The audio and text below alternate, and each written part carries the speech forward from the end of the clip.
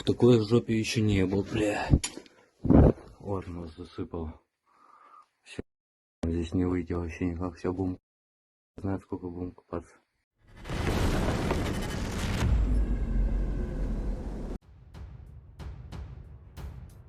Drones from the Ukrainian Security Service successfully disabled the Novovelichkovskaya oil pumping station in Kuban, a critical facility for oil transportation in the region. The drone strike specifically targeted the substation that supplies power to the pumping station. This resulted in a fire at the substation, leading to a complete power outage and an emergency shutdown of oil pumping operations. This operation marks the 8th successful strike by the SBU this year, causing substantial damage to Russian military logistics. In the Krasnodar region, debris from a drone fell onto an electrical substation building in the village of Novovelichkovskaya, causing a fire, according to the Regional Operations Center. A fire broke out, and emergency services are working to extinguish it. According to preliminary information, there are no reported casualties, the statement said. While Trump is busy negotiating with Putin, Ukrainian special forces from the Peaky Blinders group of the 2nd Separate Unit of the CSO Omega captured footage of a Russian occupier begging for mercy on their drone camera. This is the only way negotiations with an aggressor should look, the fighters note, sharing the video. In Chasiv Yar, amid ongoing battles, Ukrainian artillery struck a shelter where Russian forces were hiding, trapping them under rubble in the basement. In a video, they describe how they've been attempting to dig a tunnel for days, but they lack the necessary tools to do so. В такой жопе еще не был, бля. Вот нас засыпало. Все, здесь не выйти вообще никак, все будем. Не знаю, сколько будем купаться. Такие вот дела. Не вспоминайте лихом. Мы роем уже, блядь.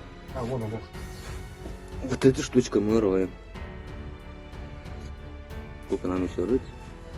Уже, блядь, 2 дня роем. Копать надо и копать. Воду вот, блядь, сливали, блядь. Теперь даже копать нечего. Уголками вот копаем. Collaborator Gubarev has accused the Russian command of committing genocide against Russian men, highlighting the staggering losses in the storm units. He revealed that out of 240 mobilized ex-convicts, only 30 are left after a month of fighting.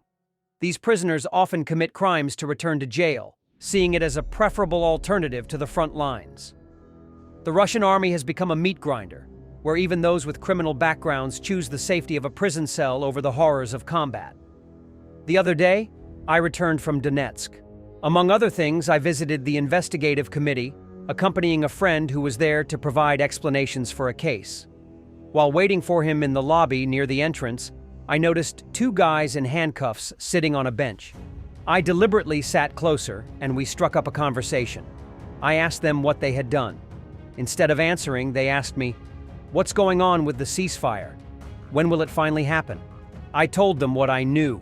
Then I listened to their stories. Both were from storm units, assault squads made up of former convicts. Both had committed theft, but not because they wanted to take someone else's belongings. Their motivation was something entirely different. They committed crimes for the crime itself, and for the consequence of being taken into custody. Everyone knows that storm units treat people as nothing more than cannon fodder. The losses are so horrific that entire units are replenished every 1 to 2 months. One of these men said that his storm detachment, initially 240 men strong, had shrunk to just 30 within a month. The rest were either killed or wounded.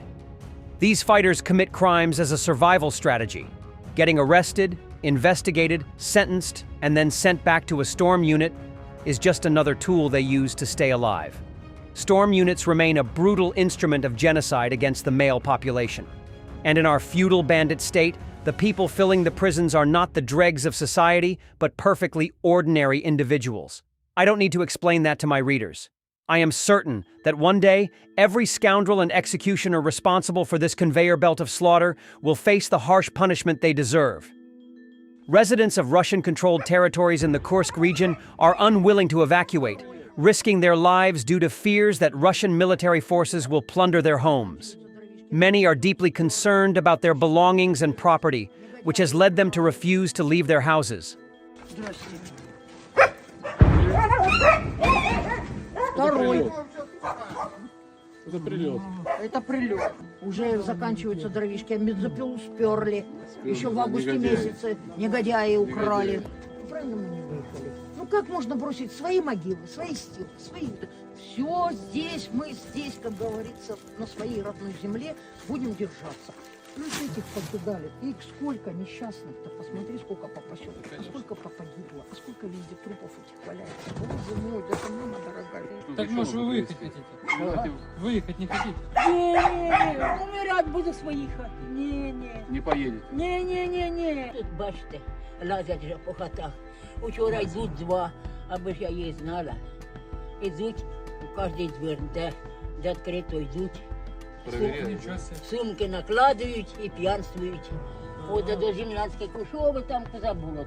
French Rafale fighter jets intercepted 2 Russian aircraft near the coast of Latvia over non-compliance with international aviation regulations, according to the Joint Staff of the French Armed Forces. Rafale scrambled to identify 2 aircraft, IL-78 and IL-20M, off the coast of Latvia, failing to conform to international aviation regulations. France remains fully committed to ensure protection of NATO's airspace, the Joint Staff wrote on X. The Il-78 is a Soviet and Russian military transport tanker aircraft developed on the base of Il-76. It is used for in-flight refueling of strategic and tactical aviation. It is equipped with 3 fuel dispensing units and additional fuel tanks in the cargo compartment. The Il-20M is a reconnaissance aircraft based on the Il-18, equipped with special equipment for electronic intelligence, signal interception, and aerial photography. It is used to gather data on military activity, infrastructure facilities, and enemy air defense systems. In mid-December 2024, U.S. fighter jets intercepted Russian Tu-95 aircraft near Alaska. The European Union is preparing an additional package of military aid for Ukraine worth 20 billion euros. Bloomberg reported about this. The new military aid package is to be formed despite President Donald Trump's desire to reach a quick, peaceful settlement with Russia. The main areas of assistance for Ukraine in future transfers should include artillery ammunition, air defense systems, cruise missiles, drones, and more. In addition, it is planned to strengthen individual brigades for their effective use at the front. The European Union aims to reach an agreement in principle on this initiative at a meeting of foreign ministers next week. The initiative envisages both financial assistance and supplies of material resources from member states and allies. The final decision on the cost and approval of the package will remain with the EU leaders. Thanks for watching, and don't forget to subscribe. Also, if you want to support Warthog Defense, please become our member and get early access to new videos, exclusive members-only videos, and become administrator in comment section. The membership link is in the description. Rescues every day. We had a guy last week at 6 rescues in 6 days. You know, he's doing the job every day.